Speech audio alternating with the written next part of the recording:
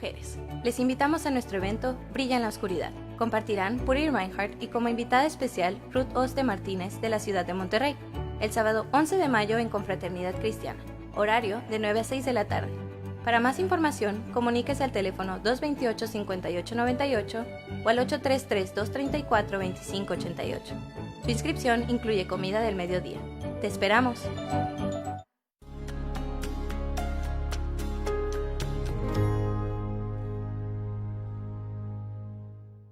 Al finalizar la reunión, Escuela Bíblica comienza este jueves 2 de mayo. Por la mañana es el sexto trimestre y por la tarde es el tercer trimestre. Escuela Bíblica, jueves 2 de mayo, solamente en jueves. Mayores informes al teléfono de aquí de Confra, 228-5898. ¿Es aquí? Todavía está en vacaciones, ¿verdad? Y tenemos seminario para mujeres.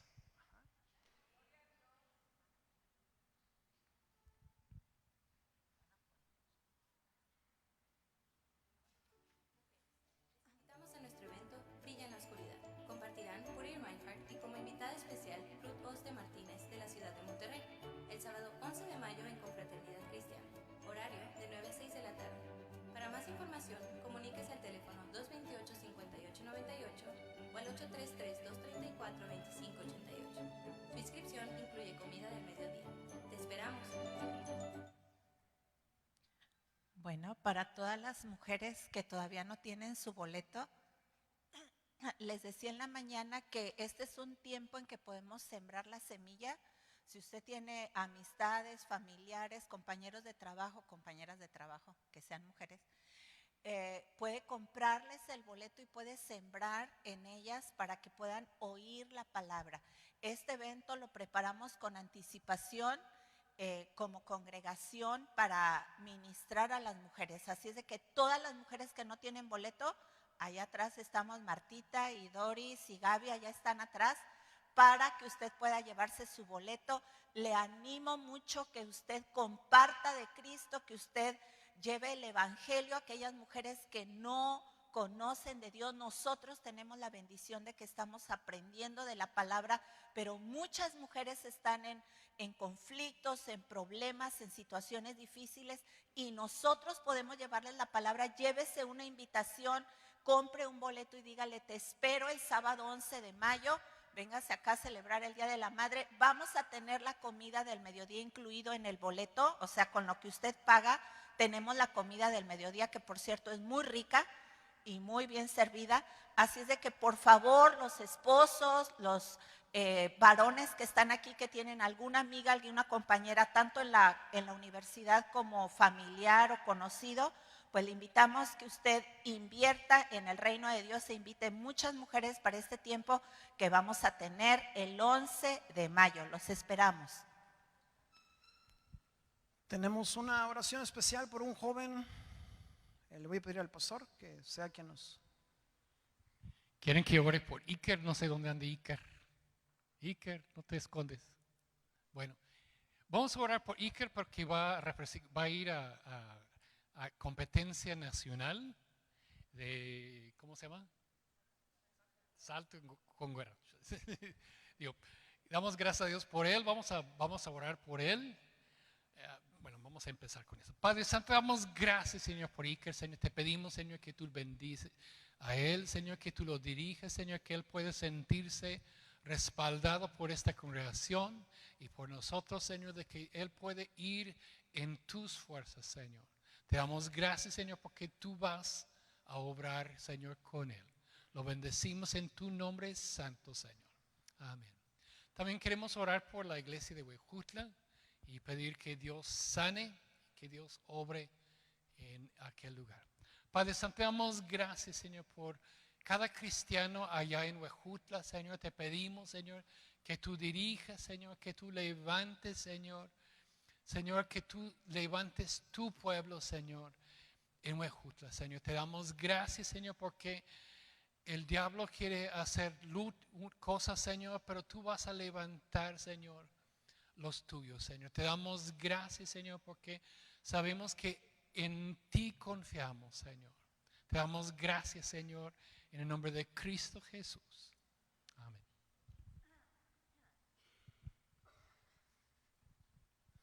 Y eso es bueno. Podemos glorificar a Dios en todo tiempo, amén. En tiempos difíciles y, ¿por qué no?, compitiendo con salto con garrocha, ¿verdad? Gracias a Dios.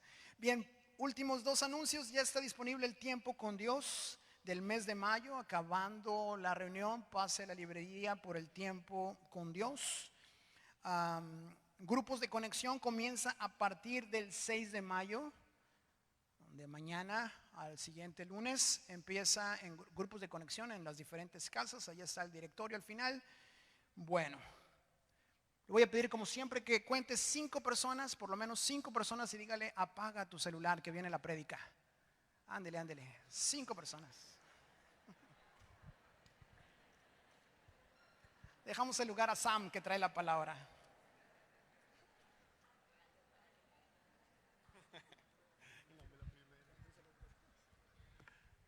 ¿Cómo están? Veo que todavía hay algunos de vacaciones. Y bueno, me pidieron compartir en esta tarde. ¿Y qué le parece si oramos y le pedimos al Señor que sea Él quien habla a nuestros corazones? Necesitamos la obra sobrenatural del Espíritu Santo abriendo nuestros duros corazones. Así que acompáñenme a orar. Cierra ahí sus ojos en su lugar y pídale al Señor que Él sea el que hable. Padre, ayúdanos a tener oídos listos a tu palabra. Reconocemos que nuestros corazones son necios, que somos duros, Padre. Trabaja en nuestro corazón hoy. Yo te pido, Señor, trabaja en nuestras vidas, muéstranos cuánto te necesitamos. Muestra, Señor, en nosotros lo que tú desees. Que tu palabra haga el trabajo, Señor. Que tu Espíritu Santo convenza nuestros corazones de justicia, juicio y de verdad. Señor, oramos para que seas tú quien hable hoy en esta mañana. Te pedimos que nuestros corazones puedan ser encendidos, animados, exhortados, cautivados por tu palabra. Que nada ni nadie nos distraiga, Señor, hoy de tu palabra. Pedimos esto en el nombre de tu Hijo amado, Jesucristo. Amén y amén. Bueno, pues como les menciono con anterioridad, me tocó compartir en esta tarde y como saben, me gusta compartir de parábolas. Todavía me quedan unas cuantas. Y hoy quisiera hablar de una parábola más, pero quisiera que empecemos usando nuestra imaginación. Por favor, esfuércese conmigo y use un poco su imaginación conmigo, ¿sí? Quisiera que nos imaginemos un escenario ficticio, que muy bien puede ser real, ¿sí? Imagine por un momento que usted es un ciudadano del país Corea del Norte. El país con el índice más alto de cristianos perseguidos, asesinados y arrestados. Imagínese que usted vive allá, en Corea del Norte. Pero imagínese conmigo que usted vive como vive aquí.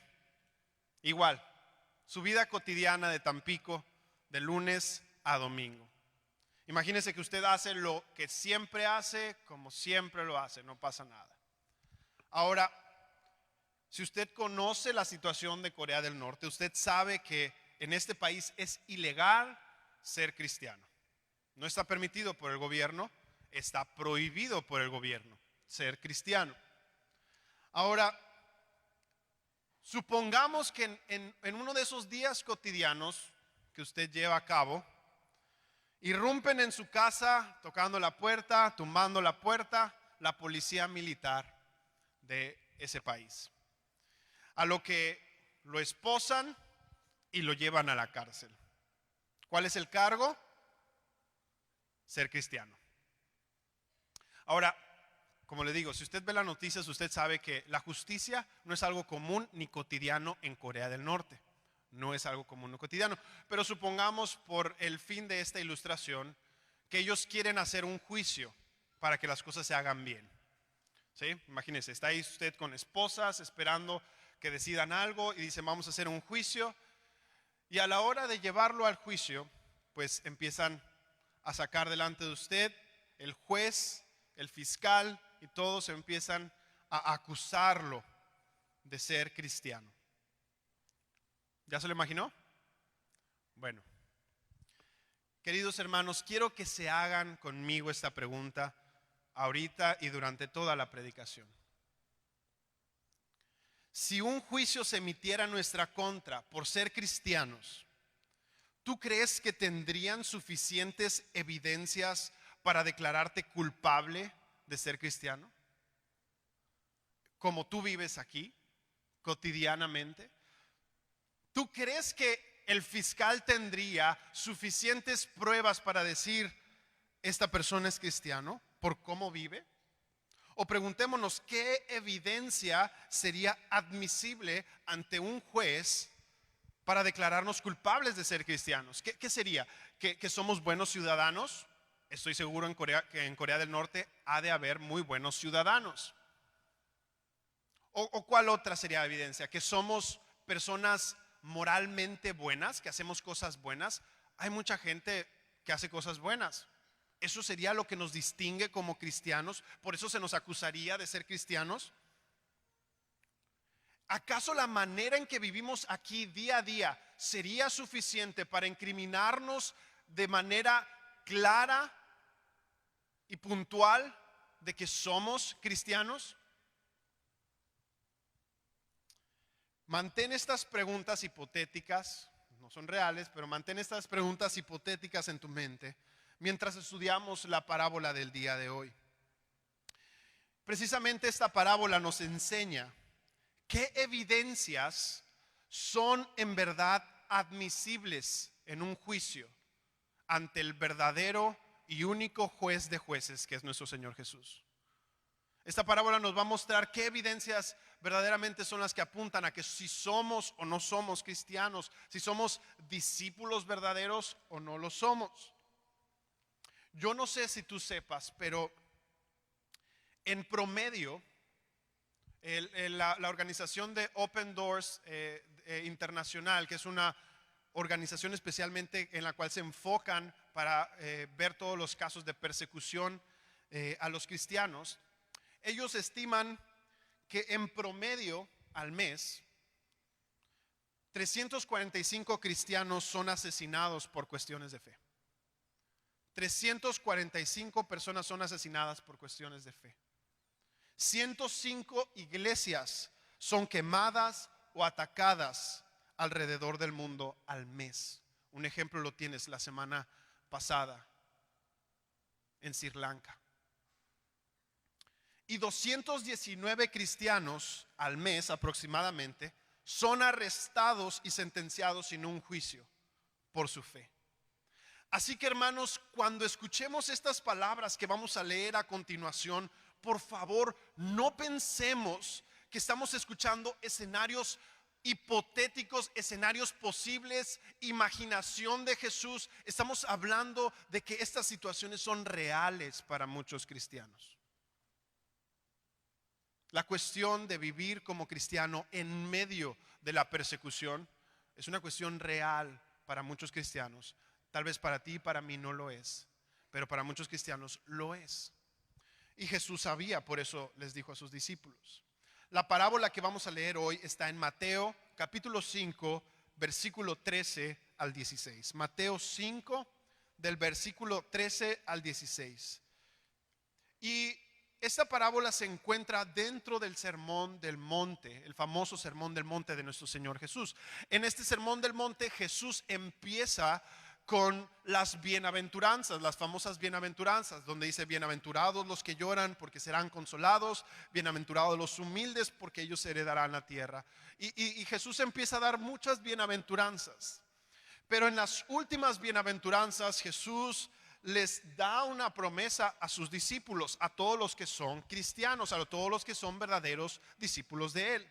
Y esa promesa no es muy halagadora para nosotros, porque Él les promete y les dice: bienaventurados seréis cuando os insulten y persigan y digan todo género de mal contra vosotros falsamente por causa de mí. Este es el contexto. Y en este contexto es que Él les describe a sus discípulos cómo se ve un discípulo verdaderamente. Cómo es que apuntan las evidencias a que un discípulo es un verdadero discípulo. Y ahí lo tenemos en esta parábola del versículo 13 al 16. Voy a dar lectura. Dice, voy a leer desde el 12: regocijaos y alegraos, porque vuestra recompensa está en los cielos. Que está en los cielos es grande, porque así persiguieron a los profetas que fueron antes que vosotros. Vosotros sois la sal de la tierra. Pero si la sal se ha vuelto insípida, ¿con qué se hará salada otra vez? Ya para nada sirve, sino que para ser echada fuera y pisoteada por los hombres. Vosotros sois la luz del mundo.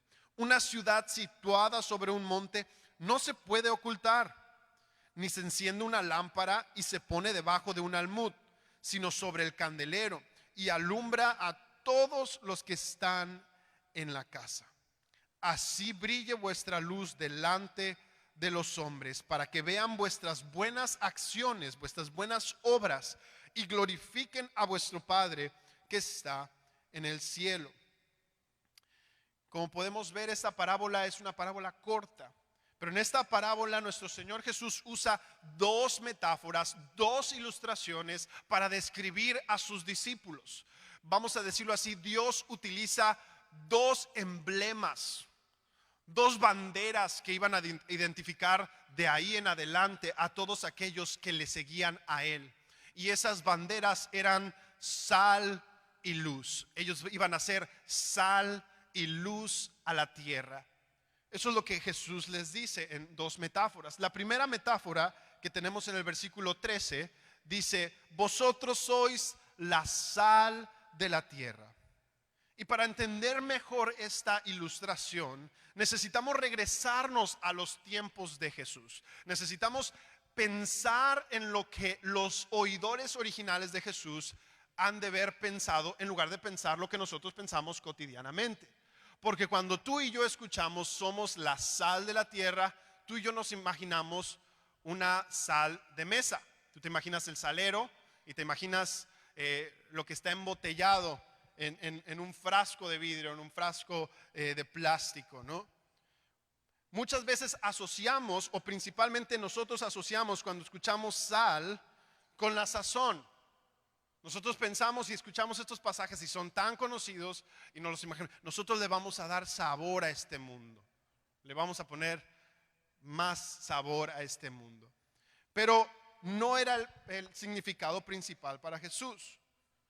En el tiempo de Jesús, la sal tenía otro significado mucho más importante. Ciertamente se utilizaba para sazonar la comida. La sal se ha utilizado desde hace muchísimo tiempo para sazonar la comida, pero en los tiempos de Jesús especialmente, y por la zona donde vivía Jesús, que era una zona desértica, la sal era principalmente vista como un preservador de alimentos. La razón por la cual Jesús está utilizando esta ilustración es para decirles algo específicamente a sus discípulos. El uso principal y más común de la sal era el de conservar los alimentos, el de preservar la comida. Debido a que pues, obviamente ellos no contaban con la electricidad que tú y yo contamos, que podemos tener un refrigerador y meter nuestros alimentos y no preocuparnos de que se descompongan tan rápido. Pero eso les ha pasado. Deja algo afuera aquí en Tampico y ¿qué sucede? Se echa a perder muy rápido. Pero en aquellos tiempos ellos recurrían a la sal, bloques de sal, granos de sal, para poder mantener todo conservado. ¿Por qué? Porque la sal funciona como un antiséptico, una sustancia que retrasa, que detiene la descomposición de la comida, de los alimentos, de otros elementos. Y cuando Jesús compara a sus discípulos con la sal de la tierra, Él está pensando en que sus discípulos iban a hacer esa labor específica en la tierra. Ellos iban a cumplir con el labor de detener la descomposición de esta tierra. Jesús está dejando implícitamente claro que esta tierra no está bien, que este mundo no va de más a mejor, sino que va cada vez empeorando. Y yo creo que no necesito abundar, hermanos, para que todos tengamos la idea clara que este mundo no va mejorando, sino al contrario, va empeorando. Todo el tiempo cada vez escuchamos más violencia, todo el tiempo escuchamos más maldad, todo el tiempo escuchamos más injusticias, y podemos ver que Jesús les está diciendo aquí: ustedes, mis discípulos, van a funcionar como ese elemento que detiene la maldad, que detiene la injusticia, que detiene la descomposición moral de nuestra sociedad. Los cristianos son los que iban a hacer esta labor, y este es el propósito por el cual Jesús les estaba diciendo que ellos eran sal. Hermanos, Jesús deseaba que sus discípulos entendieran esta verdad porque era importante para él. Si nosotros no combatimos contra toda la contaminación que este mundo cada vez trata de implementar en nuestras mentes y en nuestra sociedad, ¿quién lo va a hacer? ¿Quién va a detenerlo? Nadie, solamente la iglesia. Precisamente Dios dice que la iglesia es columna y baluarte de la verdad, porque es lo único que sostiene en este mundo lleno de mentiras. Hermanos, no hay sociedad, y yo quiero que medite un poco en eso, no hay ninguna sociedad en la historia antigua, en la historia moderna, no hubo ninguna sociedad que al contacto con esa sal, con esos discípulos verdaderos, con esos creyentes, no hubo ninguna sociedad que acelerara su proceso de descomposición social. No hubo ninguna sociedad donde el cristianismo penetrara y que las cosas empezaran a ser cada vez más feas y más horribles en esa sociedad. Al contrario, el cristianismo, a donde quiera que llegaba, generaba muchísimas cosas buenas en la sociedad. Tú lo puedes ver desde Hechos. Ellos vivían en una cultura romana en la cual había esclavitud, en la cual no se valoraba igual a la mujer, en la cual había mucho racismo entre griegos, entre judíos. Y la Biblia dice que en Cristo todos son hechos iguales. Una cultura completamente diferente. Es más, hermanos, la razón por la cual existen los derechos humanos, que todos hoy en día levantan la bandera de los derechos humanos, es por el cristianismo. Es porque alguien proclamó la moral humana y dijo: el hombre tiene dignidad. Y ese fue el cristianismo. Y Jesús está diciendo: ustedes son esa sal. Ustedes son ese elemento que detiene la corrupción, el pecado, la maldad de este mundo. Hermanos, Jesús estaba dejándoles ver: ahora les toca a ustedes, porque a su tiempo los profetas del Antiguo Testamento sirvieron como esa sal a los pueblos en los cuales ellos estaban. Ellos detuvieron muchas impiedades a través de decirles: no hagas eso, el Señor no desea eso. Y recuerda qué pasaba con los profetas cuando hablaban la verdad de Dios y trataban de detener iniquidad. Los mataban. Pero ellos funcionaron como la sal durante mucho tiempo en Jerusalén, en Judea. Pero Jesús ahora les estaba diciendo a sus discípulos: ustedes van a ser la sal de la tierra. No solamente van a ser la sal de Judea, de Samaria, de Jerusalén. Ustedes van a ser la sal de toda la tierra.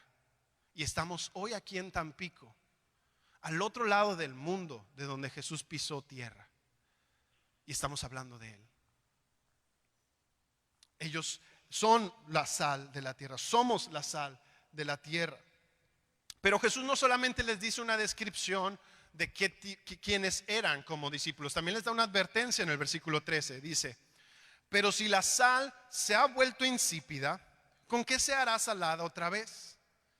Ya para nada sirve, sino para ser echada fuera y pisoteada por los hombres.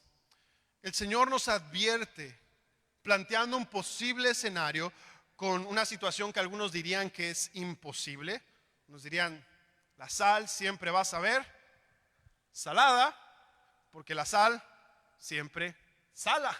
Dices, pues así es, ese es el elemento que identifica a la sal. Si pierde sus propiedades antisépticas, si pierde esa propiedad para conservar, ¿de qué sirve? ¿Y qué dice Jesús? De nada, no sirve de nada. Ahora, tenemos que entender, porque pues tú dices, bueno, la sal siempre va a ser sal. Jesús está hablando con ellos en un lugar específico. Y cuando les está diciendo eso, está teniendo en mente de dónde tenían y dónde obtenían la sal en esos tiempos. En los tiempos de Jesús, en Jerusalén y en esa región, se obtenían principalmente la sal de dos lugares. Un lugar era el Mar Muerto y el otro lugar era el Mar Mediterráneo.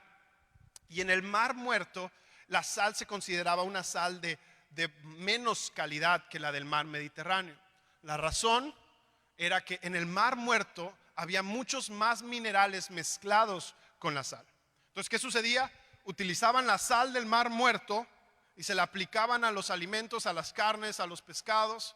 Y sucedía que al absorber el alimento, la sal, lo que quedaban eran el resto de los minerales, ya sea yeso o ya sea otro mineral. Y pues ellos probaban eso y decían, esto no sabe a nada, esto no es sal. Y dice, eso no sirve para nada.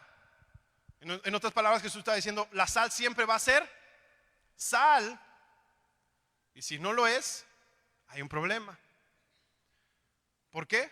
Porque no tiene propósito, no tiene uso, no sirve para nada. Tenemos que entender eso, que los discípulos que no viven vidas congruentes con las palabras de Jesús, hermano, no ayudan a nadie. Todos los cristianos que se dicen cristianos, pero viven vidas tan semejantes a las del resto de las personas, no ayudan en nada. Vaya, voy a citar literalmente a Jesús. No sirven para nada. Jesús está deseando que seamos congruentes, porque de lo contrario, nuestra eficacia en un mundo lleno de maldad es nula. Yo no puedo pelear maldad con maldad. Yo no puedo ganarle a la mentira con la mentira. Tenemos que ser diferentes. Así como no se puede restaurar la sal que ha perdido su sabor, así como esta no sirve para nada, así tampoco sirven las acciones o palabras de uno que dice ser cristiano, pero que su vida, que su todo, que su lunes a domingo dice que es igual al resto del mundo. Que lo que escucha, que lo que habla, cómo piensa, cómo se viste, lo que ve es exactamente lo mismo que el mundo. Y que cuando va a decirle a alguien acerca de Dios, va a decir, ¿cuál es la diferencia? No sé si usted veía esos dibujitos que le hacían de encuentra la diferencia entre una imagen y otra imagen. Que no seamos donde nada más es un solo elemento el que está diferente. Tenemos que vernos completamente diferentes si nuestras vidas son verdaderamente fieles a las del Maestro. Ahora, quiero que entienda algo, hermanos. Yo no estoy diciendo que Jesús nos está demandando vidas perfectas. En ningún momento Jesús le está diciendo ustedes tienen que ser perfectos, flotar, alejarse de toda maldad y ustedes ser aislados del mundo. Jesús no les está diciendo eso. Jesús les está diciendo ustedes tienen que ser diferentes. Lo que Jesús está buscando es congruencia. No está buscando perfección, está buscando que seamos congruentes como cristianos. Si nosotros como cristianos hemos leído que hemos sido perdonados de todos nuestros pecados, ¿qué cree que tiene que hacer el cristiano? Perdonar. Pero si actuamos igual que el mundo y no perdonamos, yo no estoy siendo sal. Tal vez estoy siendo vinagre, pero no sal. Tenemos que ser más como Cristo y menos como nosotros. Tenemos que pedirle a Dios que nos ayude a darnos cuenta tenemos que pedirle a Dios que podamos encontrar en nosotros evidencias en nuestras vidas que apunten a que somos sal en este mundo, a que apunten que verdaderamente somos diferentes al resto del mundo. Hermanos, hay tantas personas que no leen la Biblia. Y me refiero a la gente de allá afuera, ¿sí? Pero hay tantas personas que no leen la Biblia, pero que constantemente nos leen a nosotros. Ven nuestras palabras, ven nuestras acciones y dicen, algo no me cuadra. O lo que dijo está mal, o lo que hizo está mal. ¿A cuál le hago caso? Jesús mismo le dijo a los discípulos, hagan lo que dicen los fariseos, pero no hagan lo que ellos hacen. Había una incongruencia. Y lo que Jesús es que sus palabras y que sus acciones sean lo mismo para que puedan ser sal en la tierra. Hermanos, si yo soy un mentiroso, igual que todos los demás, ¿de qué sirve que yo diga que soy cristiano? Si yo soy igual de borracho que todos los compadres, ¿de qué sirve que les diga que soy cristiano? Hermanos, si yo soy igual de orgullosos que todos los de mi trabajo, ¿de qué sirve que les dé un folletito de evangelismo si yo soy igual de orgulloso que todos ellos? ¿De qué sirve si yo soy igual de religioso que todos los demás decir que yo amo a Jesús? ¿De qué sirve si yo soy igual de hipócrita que todos los demás de mi familia? ¿De qué sirve decirles, pero te invito a la iglesia? ¿De qué sirve si yo soy igual de lujurioso que todos los demás decirles, ama a tu esposa, porque Dios dice que amemos a nuestra esposa? ¿De qué sirve? No sirve de nada. Al contrario, habla mal del nombre de Cristo, porque genera una impresión. No sé si a ti te ha pasado, pero a mí me ha pasado. Hay muchas personas. Es más, podría hacer una encuesta y estoy seguro que muchos levantarían la mano. ¿A cuántos de aquí les ha pasado? Que les dices, es que yo soy cristiano, y dices, uy, pues yo conozco a tal o cual persona que dice que es cristiana, pero pues se pone igual conmigo. Somos compañeros de parranda. Eso es cuando dejamos de ser sal. Hermanos, si como discípulos dejamos de buscar la santidad, si como discípulos no amamos más cada día a nuestro Salvador, si como discípulos no estamos ayudando a evitar el deterioro moral de nuestra sociedad, si nosotros no estamos colaborando activa e intencionalmente en nuestra manera de vivir a ser diferentes, ¿cómo vamos a detener la injusticia? ¿Cómo vamos a detener la maldad? ¿Cómo vamos a detener el pecado? No podemos. Nuestras vidas carecerán de utilidad para el reino de Dios. Jesús les está diciendo, si tú no vives como un discípulo, no sirves para el reino. Jesús dijo, si mejor no me ayudes porque desparramas. ¿Sí? La segunda metáfora que hace nuestro Señor Jesús la vemos inmediatamente en el versículo 14. Dice, vosotros sois la luz del mundo. Una ciudad situada sobre un monte no se puede ocultar. Jesús está diciendo que somos la luz del mundo. Y si observan ambas ilustraciones que Jesús usa en esos lugares, en esta parábola, son contrastes, muestran distinción de lo que él está describiendo. Por ejemplo, la sal es necesaria para un mundo en decadencia y en descomposición, mientras que la luz es necesaria para un mundo que está en tinieblas. Está haciendo un contraste entre la oscuridad y entre la luz, entre la descomposición y la conservación. Y la sal tiene una función negativa, la función de detener, en cierta manera negativa. Y si usted observa cómo se conservan las cosas, la sal actúa de una manera pues que no podemos ver, de una manera secreta. O sea, tú no puedes ver cuando la sal está conservando la carne, pero lo está haciendo. La luz, por otra parte, tiene una función positiva porque resplandece de una manera abierta. La luz es abierta y es pública. Todo el mundo se da cuenta de una luz. No me puede dejar mentir, pero uno aún cuando está en carretera lejos de una ciudad empieza a darse cuenta que está cerca de una ciudad. ¿Por qué? Por la luz. Aún cuando estemos lejos. Cuán sabio es nuestro Salvador, cuán sabio es Jesús, que usa dos metáforas que se complementan. La sal, que trabaja de manera tal vez sin que nos demos cuenta, y la luz que trabaja de manera pública y es evidente a todo el mundo. Cuando Jesús dice que somos luz, recordemos que Jesús no vivía en una ciudad donde tenían alumbrado público. Jesús vivía en un lugar donde no había mucha luz. La luz que había era de velas de aceite. No era como que se observaba con gran claridad las calles y los caminos y todo lo que vemos hoy. Para entender mejor esta metáfora, yo quiero que medite lo siguiente. ¿Qué otra persona afirmó esta declaración? Yo soy la luz del mundo. Cristo mismo.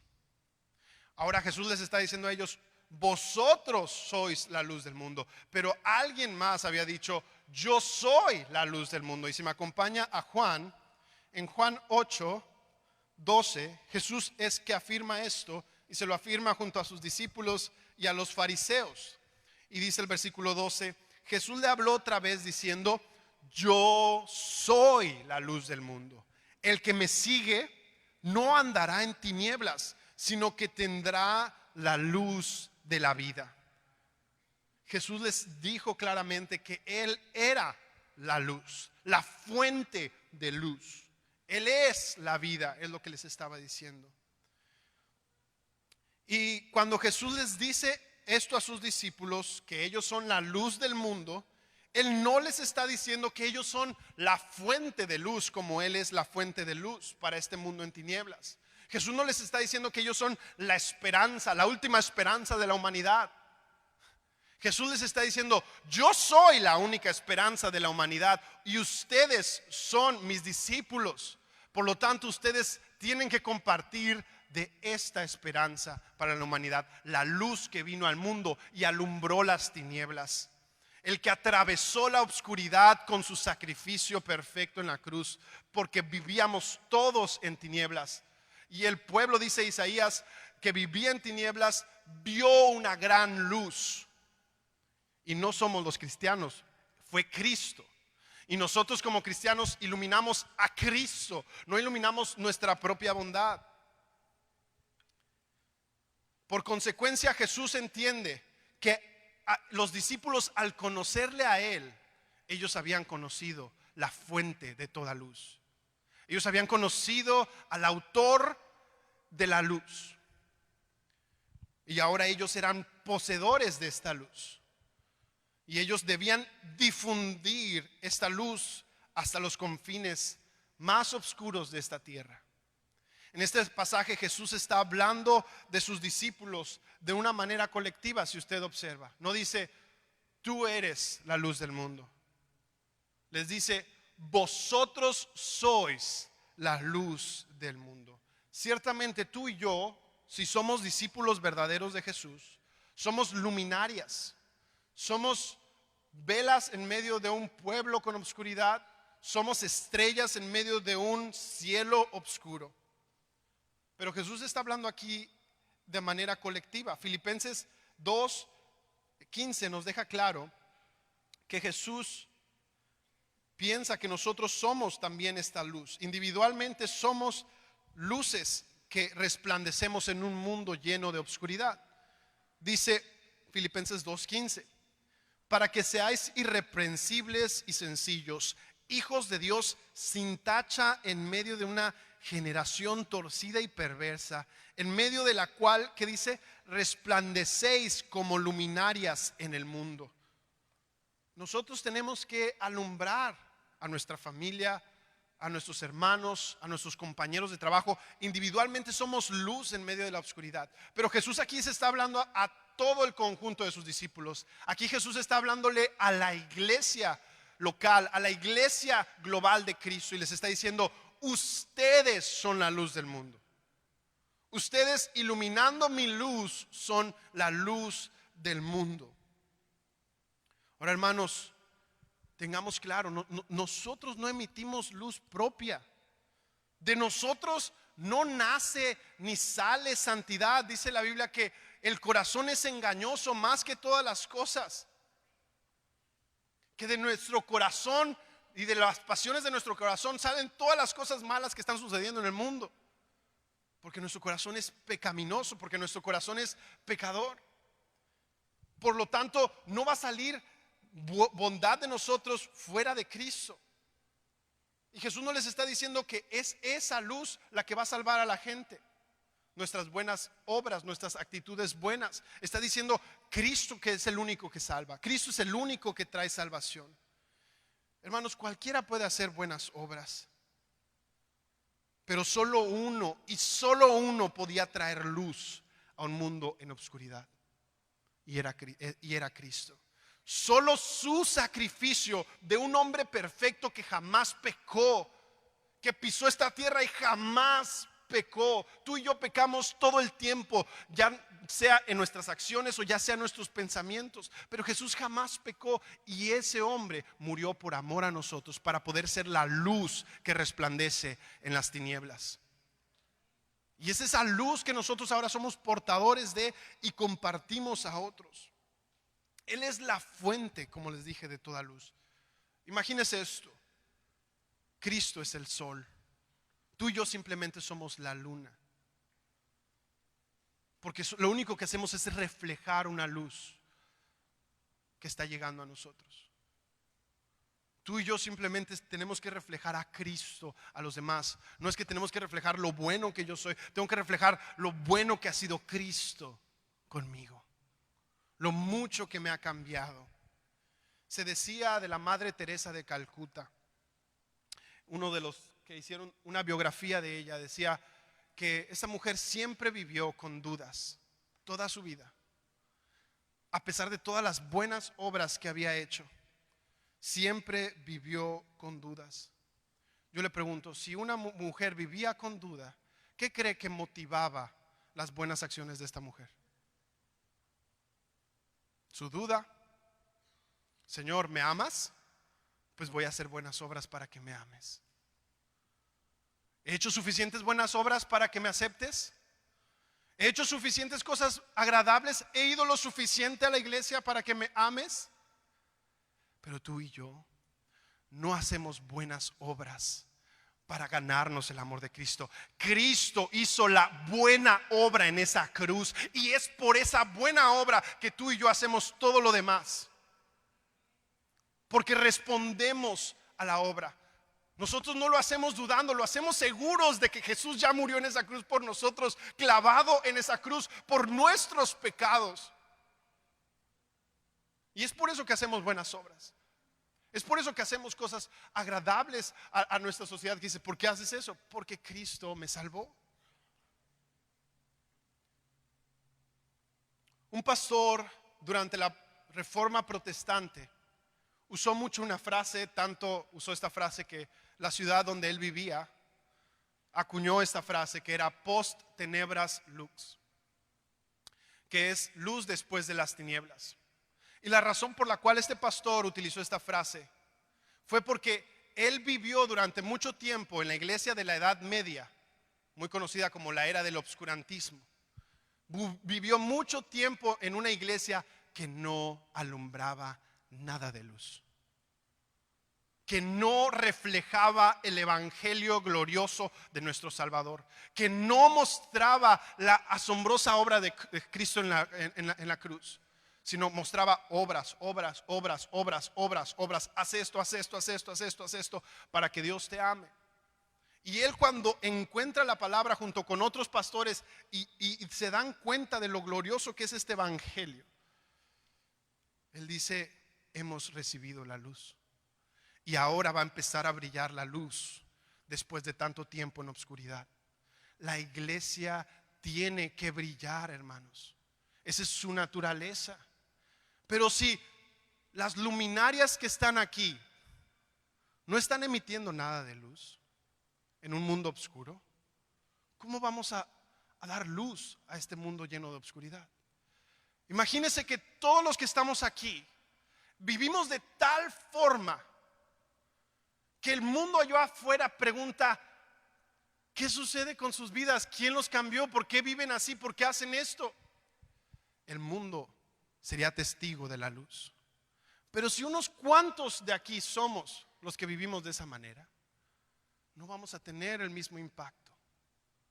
Por eso dice: y en esto me conocerán que son mis discípulos, en que se aman los unos a los otros. Porque es algo que Dios desea que lo hagamos como cuerpo de Cristo. De la misma manera que lo hace en la primera ilustración, Jesús plantea otro escenario en el versículo 15 y dice: ni se enciende una lámpara y se pone debajo de un almud, sino sobre el candelero, y alumbra a todos los que están en esta casa. Las lámparas en los tiempos de Jesús eran frascos de barro en los cuales se llenaba aceite y se prendía la lámpara. Entonces era poco lógico, hasta peligroso, uno diría, algo necio, utilizar una lámpara y en lugar de ponerlo en un lugar alto, ponerlo abajo de una mesa, abajo de una silla. No tendría sentido. ¿Por qué nosotros le decimos a los arquitectos o a los albañiles que nos pongan los focos arriba? Porque queremos que cumplan un propósito, queremos que iluminen un lugar. Imagínense la necedad de alguien que le diga al arquitecto o al albañil, decirle: mira, yo quiero que me pongas el foco en el piso abajo de la mesa. Y ese es el único foco que quiero para ese cuarto. Le diría: no lo sé, creo que no es sabio. Los focos tienen un propósito: iluminar, y ese es el propósito de la iglesia, iluminar en un mundo oscuro, ser diferentes, declarar el evangelio a las personas que no conocen del amor de Cristo. Jesús nunca contempló crear discípulos secretos. ¿Tú eres cristiano y por qué no me habías dicho? Pues es que te respetaba y por eso no quería decirte nada. Jesús nunca contempló que fuéramos de la secreta. Tampoco nos llamó a generar monasterios, que tristemente durante la Edad Media eso fue lo que crearon. Dijeron: el mundo es el problema está allá afuera, entonces vamos a recluirnos, vamos a separarnos. ¿Y qué descubrieron? El problema está adentro, el problema es el corazón. Porque aún en los monasterios se hicieron las cosas más terribles por el pecado. Jesús no nos llamó como iglesia a separarnos ni a aislarlos, pero tampoco, hermanos, nos llamó a ser igual al mundo. Porque tristemente hoy es el lado opuesto. Muchas veces nos parecemos tanto que no hay diferencia. Tenemos que pedirle al Señor poder ver en nuestros propios corazones cuál es la diferencia. ¿Cuál es la diferencia para irradiar entonces la hermosura del evangelio? Después de estas dos descripciones de cómo se ven sus discípulos, Jesús nos da una indicación en el versículo 16. Después de decirles que son la sal de la tierra y la luz del mundo, Jesús les dice: así brille vuestra luz delante de los hombres, para que vean vuestras buenas acciones y glorifiquen a vuestro Padre que está en los cielos. En las anteriores metáforas, Jesús no nos estaba demandando que nos convirtiéramos en algo que no éramos. Ahí no dice sean luz, no dice sean la sal, dicen son la sal y dicen son la luz. Porque Jesús estaba contemplando a sus discípulos por lo que ellos eran, sus discípulos. Dios jamás nos ha demandado a que nos convirtamos en algo que no podemos convertirnos. Tú jamás vas a poder ser bueno. Tú no eres bueno. La Biblia menciona de ese joven que se acercó con Jesús. Le dice: maestro bueno. Y Jesús le responde: ¿acaso no sabes que no hay ni uno bueno? ¿Solo Dios? Jesús nos deja claro, no nos está pidiendo que hagamos algo que no podemos, pero sí nos pide que irradiemos lo que somos. Sí nos pide que reflejemos lo que somos. Si yo soy un árbol de manzanas, tengo que dar manzanas. Por lo tanto, si tú eres un hijo de Dios, tiene que haber alguna diferencia en ti que te distinga de un mundo lleno de maldad. Tiene que haber alguna diferencia. O somos sal o no lo somos. O somos luz o no lo somos. Después de describir esto, Él manda que vivamos esta naturaleza, que hagamos buenas acciones. Uno se sorprendería leyendo que Jesús está diciendo, hagan buenas obras. Pero Jesús le está diciendo, hagan buenas obras con la correcta motivación, con la correcta naturaleza. A Jesús le importa nuestra motivación, no solamente nuestras acciones. Dios desea que vengamos a la iglesia, lo dice en la Biblia, en Hebreos, congregados. Pero Él no nada más desea que vengas a calentar un lugar, Él desea que tu corazón venga a adorarle, como mencionó Luis al principio. Ese es el propósito de reunirnos. A Él le importa la acción y la motivación de nuestro corazón. Él desea toda nuestra vida, toda nuestra vida. Hermanos, así como un espejo simplemente refleja la luz. Usted no se ha parado jamás enfrente a un espejo y ¿dónde estoy? ¿Por qué no me veo? ¿Verdad que no? Simplemente la naturaleza del espejo es reflejar luz. Así tú y mi naturaleza, que ahora conocemos a Cristo, es reflejar a aquel que nos salvó. Decirles a los demás de aquel asombroso Salvador que nos perdonó nuestros pecados, que nos sacó del lodo y nos dio una nueva vida en Cristo Jesús y las herencias de gloria que nos ha dado en Cristo Jesús. Él es el que nos ha hecho de esta manera y nosotros tenemos que simplemente reflejarlo al mundo. Hermanos, Dios nos ha llamado a marcar una diferencia en este mundo, pero no es viviendo como este mundo que vamos a marcar eso. Dios no nos llamó a estar a la moda. Lo siento, hermanos, si tú querías escuchar eso, Dios no nos llamó a estar a la moda. Dios no nos llamó a adaptarnos al mundo. Dios nos llamó a ser luz en medio de las tinieblas. Dios nos llamó a ser sal. Y Él nos demanda que nuestra luz brille en medio de un mundo oscuro, en medio de un mundo lleno de maldad. Este brillo en nuestras, aquí dice la Biblia que son nuestras buenas obras. Dice, así brille vuestra luz delante de los hombres para que vean vuestras buenas acciones. Y por favor no nos equivoquemos, hermanos, pensando que haciendo buenas obras vamos a dar luz y vamos a dar sal al mundo. No. Las buenas obras simplemente apuntan a Cristo. Es porque somos sal y es porque somos luz que podemos hacer buenas obras para Dios. Porque toda buena obra que se hace sin Cristo de nada sirve. Porque todas tienen un motivo equivocado.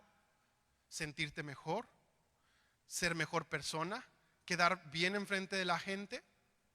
Pero el motivo correcto es la adoración a Dios. Ahí dice versículo 16, ¿para qué? ¿Para qué quiere que brillemos?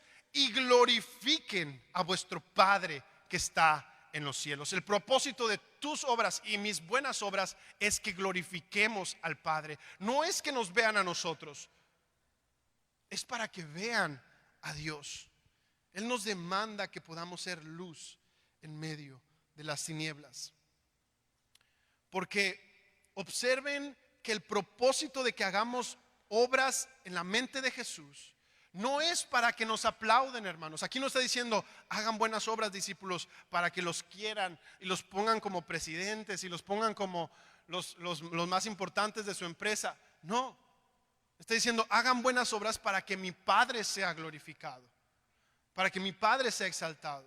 Entonces el propósito de hacer cosas buenas no es para que digan mira qué bueno es ese muchacho, mira qué bueno es esa muchacha, mira qué buen hermano, mira qué buena hermana. Es para que vean y digan, ¿cómo? ¿Tú, que te conozco de toda la vida y me estás pidiendo perdón? ¿Qué te pasó? ¿Cómo tú, que no perdías ninguna, ahora vienes y me pides perdón? ¿Qué te está pasando?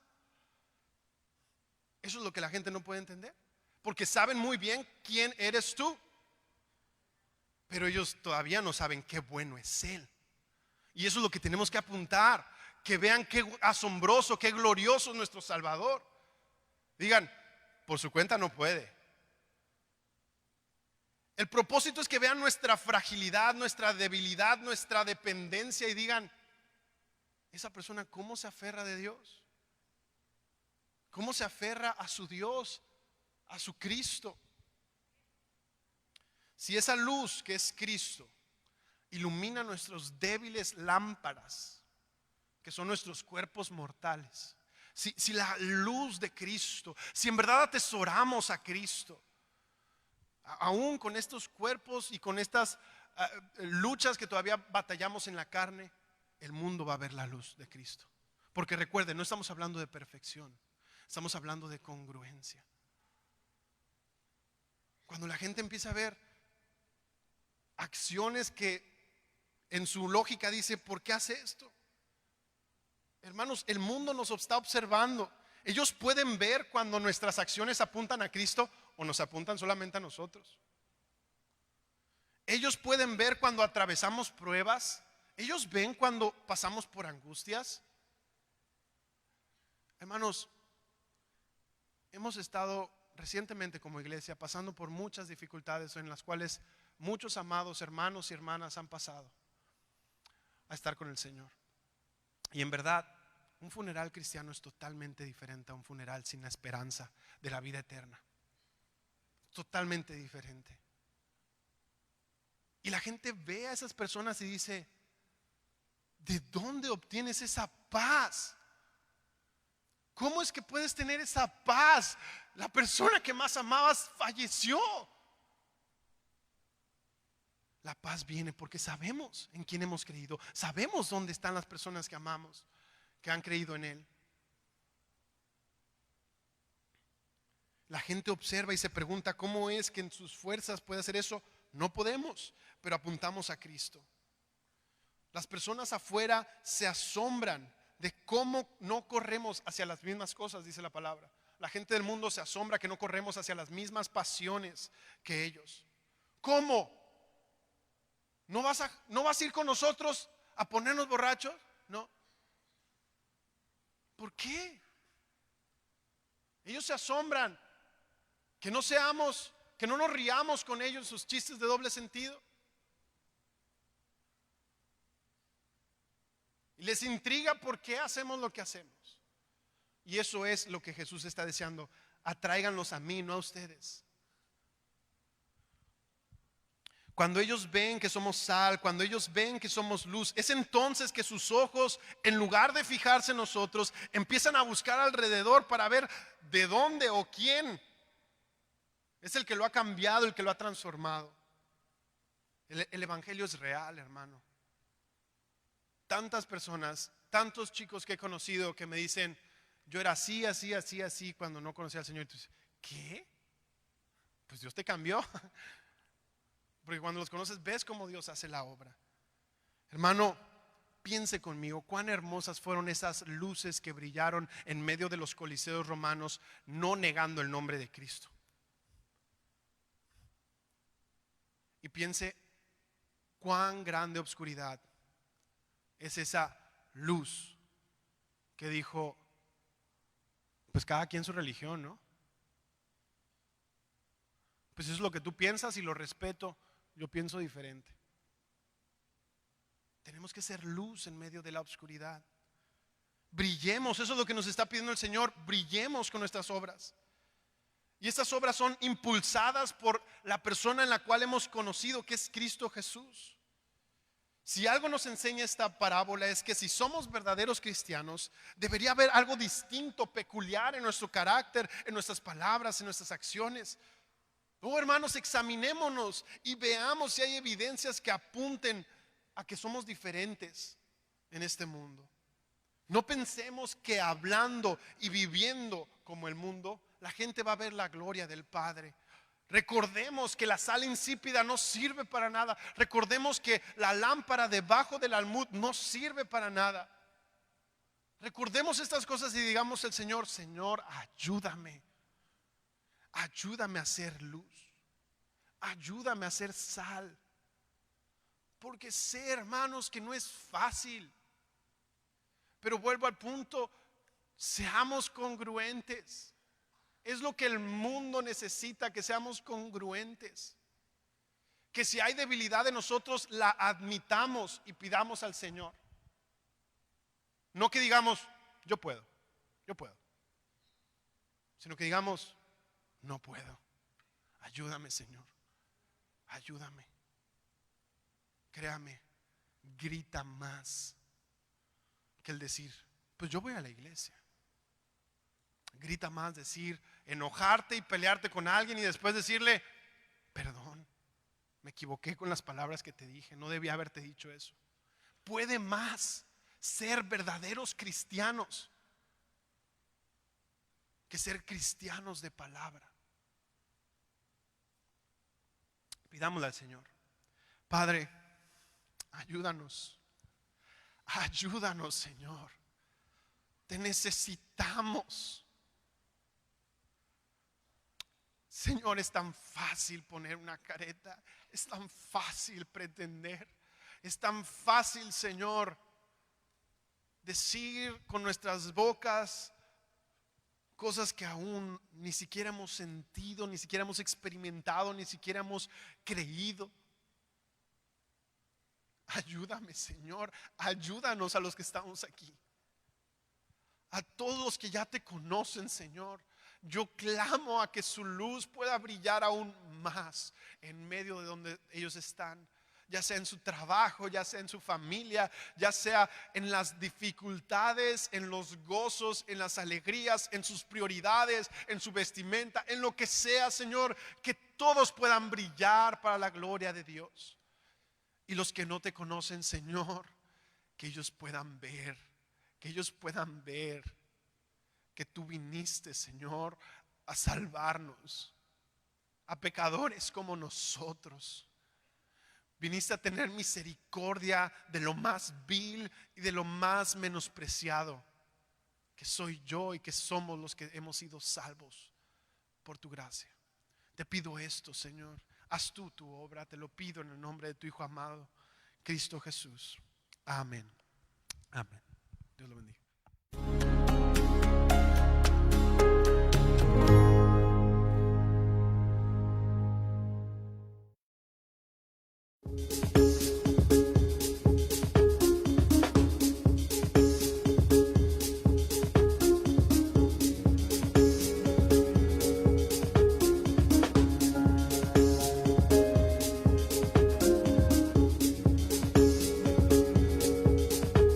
Mujeres. Les invitamos a nuestro evento Brilla en la Oscuridad. Compartirán Puri Reinhardt y como invitada especial Ruth Oste Martínez de la ciudad de Monterrey, el sábado 11 de mayo en Confraternidad Cristiana, horario de 9 a 6 de la tarde.